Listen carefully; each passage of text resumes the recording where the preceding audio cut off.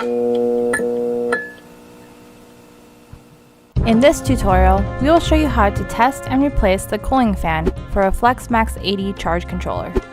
If you have noticed from your charge controller lately, less solar production, overheating, or suspiciously a lot quieter, it may be possible it's the cooling fan that has stopped working.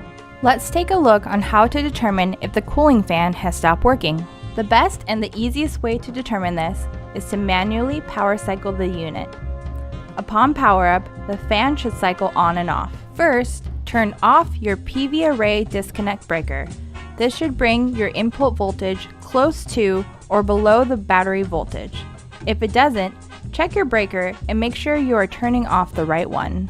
Next, turn off the charge controller disconnect breaker, commonly known as ground fault detector interrupter, or GFDI, usually comes with a green handle. By turning this breaker off, the LCD screen should go blank. Then, turn back on the GFDI breaker. The fan should immediately cycle on and off. If it doesn't, then it's a good indication the fan is not working. Okay, now replace the fan.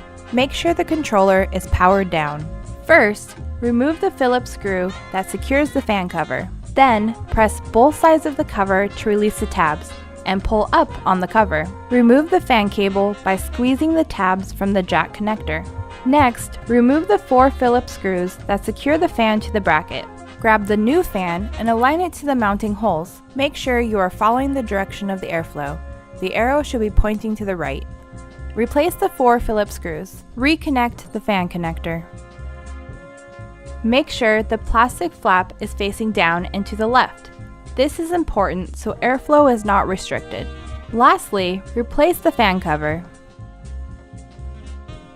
Now you're all set.